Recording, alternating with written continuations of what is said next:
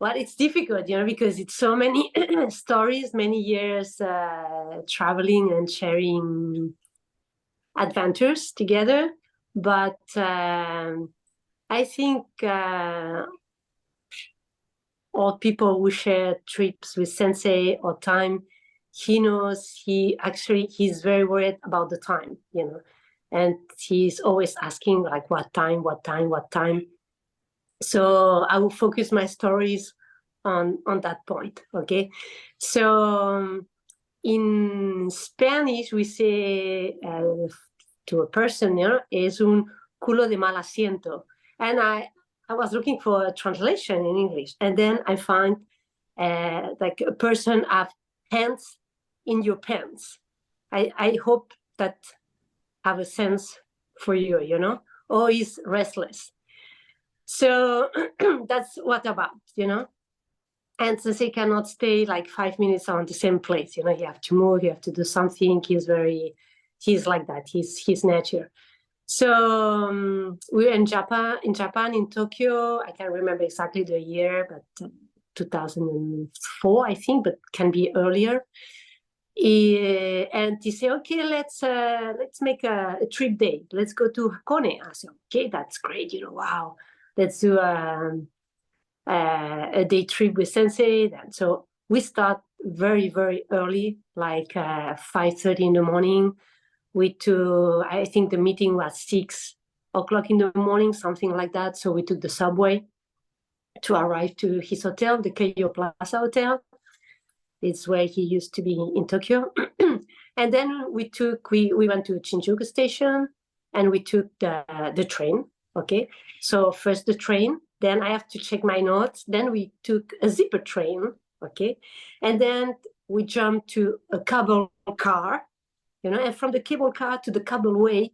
But this very, very fast, Up of the mountain, we had this egg, and then we had some, because the eggs give you 7 years of life, so, and it's cooked with the steam of the volcano. And then we had a small lunch in the cafeteria, and then we jump again on the cableway, and from the cableway we are to a lake, and the lake was already a boat there waiting for us, so we jump on the boat, and after the boat, it was the bus, and the bus was already there waiting. So we ran to the bus, and the bus to the train station, and from the train station to Shinjuku Station. And that was all day like that.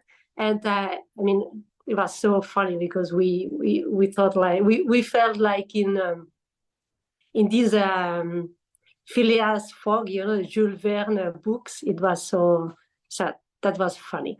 And around the same thematic, we were in Monza, in Italy.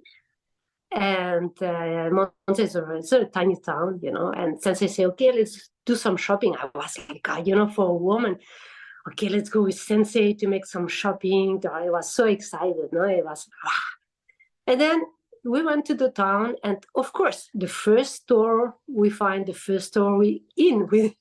didn't try to find different stores, no.